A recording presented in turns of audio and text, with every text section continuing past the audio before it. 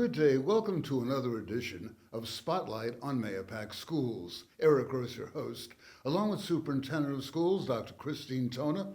Happy spring. Happy spring. Happy that spring is here. The weather in the last couple of days has been wonderful. It has Let's been. hope it lasts. Yes, We had that yes. one blast of old man winter, and that was that.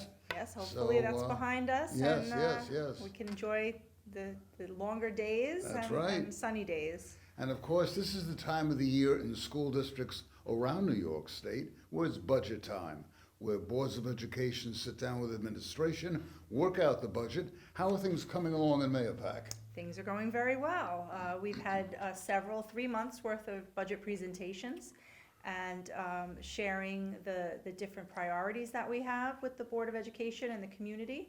And we're looking ahead to April 18th, a budget adoption by the Board of Education. Can you give our viewers a little rundown as to how things are coming along now? Sure.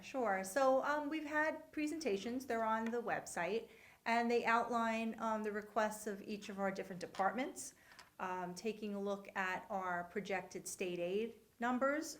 We're waiting on the legislature to adopt that final budget in early April, hopefully, and determining what the priorities are, making sure that we provide everything we can for our students, and being fiscally responsible to our taxpayers as well. There's always that delicate balance. It is a balance. It is a balance. And, you know, the Mahopac community is very proud of its schools. We're proud of our students, and we want to offer our students everything possible so that they can achieve success during their years in our schools and be ready to face the world when the time comes. And of course, in Mahopac, you know, the children going on to college, to the military, the world of work, it's incredible. Each year those numbers get higher and higher. Yes. We're very proud of our students' achievements. Just last night at our board meeting, our WISE program was showcased, and how valuable that program is for our seniors in the high school. They double up on their coursework the first semester, and they learn some skills about how to handle a job. And then in the spring semester, they're in the workforce, partnering with local businesses, and they actually go to work. It's an internship with the support of their teachers in the classroom. So it's a wonderful opportunity. We had some students speak about it. Mrs. Lingaro shared emails from alumni of the program and how beneficial this program is for our students. And we also in Mahopac have students taking college courses right on the high school level, saving mom and dad thousands of dollars. Yes, it does. So yes, we offer many college courses.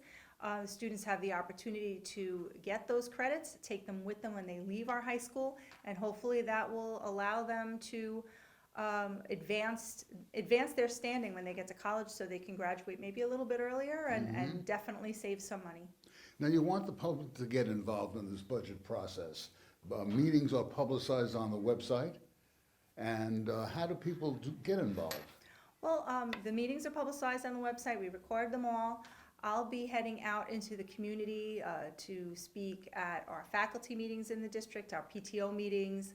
I'll be at the Rotary Club. I'll be at the library. I'll be speaking to MSA.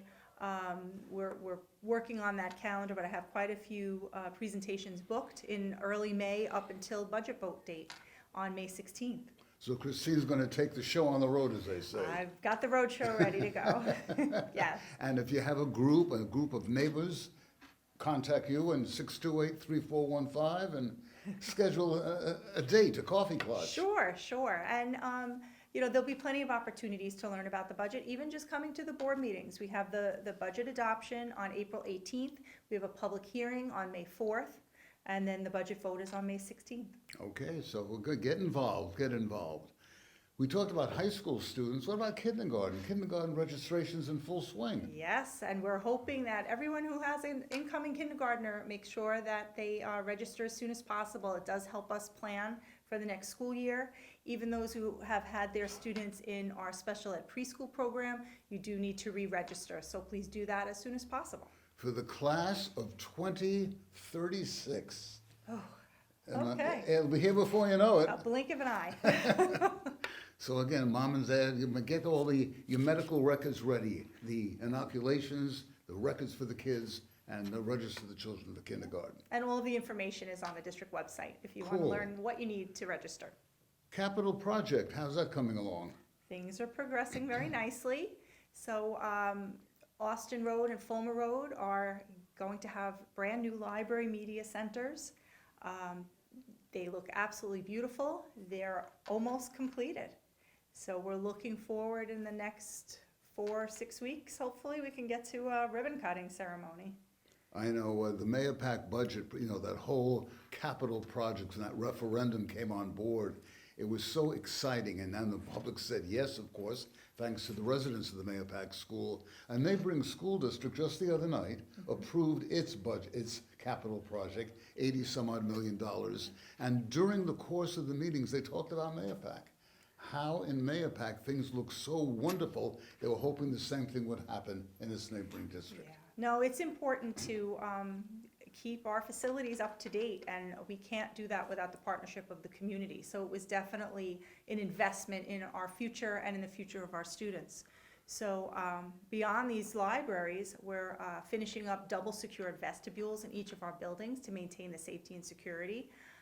We're going to be having swipe access for our staff members so that the doors can be locked and certain people will only have access to certain doors at certain times. Door ajar systems so that we can be notified, administrators in buildings can be notified as soon as a door is left ajar. And then this summer, the phase 2B of our capital project will be in full swing, and improvements to Lakeview and the middle school will take place. And they'll be getting, Lakeview will get a brand new library media center. We've already done a turf field at the middle school, lots of improvements to our infrastructure, HVAC systems. So all exciting work. And the high school will be refurbishing our track and the stadium field. That'll Wow. be taking place this summer. So a lot of work this summer. Wow, wow. A lot of work this weekend is coming to fruition thanks to middle school thespians, the 24th and 25th. Yes, Beauty and the Beast at the middle school. The musical will be performed, so be sure to bring your family there. It'll be wonderful and definitely an enjoyable production. And talk about music. The St. Patrick's Day Parade was held in Mayor Pac just the other day. And the Mayor Pac Parade, did you know, is the third largest in New York State? I did learn that, and I included that in my newsletter as my Did You Know fact of the week. There you So go. yeah, very impressive. The Big Apple's first, Yonkers is second, and Mahopac is third. And of course, the Mayor Pac High School band wowed them. Yes, they always do. I'm so proud of our music department, our art department, our athletes, but the music department, no matter where you go, especially in the evening, I have lots of meetings, and I always hear them practicing and getting ready for another performance. So they're terrific. Great. They're great. Super, super people. On a more serious note, a student program is social media misuse. It's going to be coming up for 4th through 12th graders. Tell us about this. Yes, we're working on the details of bringing in an expert in the field to talk to our students about the use of social media and the dangers of misuse and the consequences that can occur for misuse of social media, using cell phones appropriately.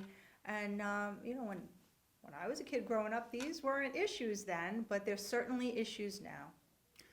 What about cell phones in the classroom? Has that been discussed at all? And they bring this in Orange County, by the way, this week. Now cell phones are not allowed in the classroom. They come in, the children put the phones in a little cubby, and at the end of the day, they can pick them up again. Has anything been talked about out in Mayor Pac? Always. It always comes up about how should cell phones be handled. Students have access to them many times from when they're in middle school, sometimes even before. So it's important to recognize that they are a tool, a technological tool that is helpful, but at the same time the balance of what's appropriate in the classroom.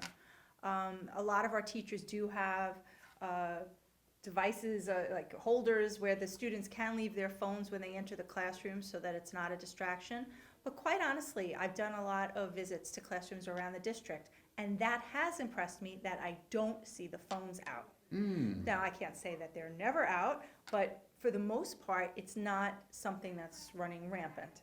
But it's important for students to know the balance and the benefits of having access to technology at a moment's notice, and also the dangers that could be associated with that as well. Yeah, I think it all starts at home, at the family level. How many times at a restaurant, and mom and dad and the kids, each one has their phone out, and they're all texting and fooling around with the phone while Yes. having dinner. Yes, times are definitely changed, and that's another pitfall of, something that's a negative to cell phone use. It makes it very easy for us to have access to the outside world, even when we're sitting at the dinner table. Yeah, but again, very important for all 4th through 12th graders. The gentleman, lady will come in and work with you children. Yes, our building principals are working on the logistics, and we'll be sending information out to parents shortly with all of the details, but we're looking forward to this opportunity to proactively provide our students with information that hopefully they'll remember. Okay. Everything else, status quo in Mahopac. Things are status quo. Okay, so we'll be back with our budget presentation in just a couple of weeks. The Board of Ed will adopt that budget on the 18th of April. Get involved. If you want more information, the school website, contact the superintendent's office, arrange for a coffee clutch for your organization. Very important that people learn about the budget. Definitely. Thank you so much, Eric. Thank you so much. Christine Tona, Superintendent of Schools in the Mahopac District. Stosh, we thank you, sir, for your able assistance. I'm Eric Gross. Until next time, be well. Bye-bye now. For more information, please visit our website, www.mahopac.org. More videos can also be found on our YouTube news channel, mcsd.news.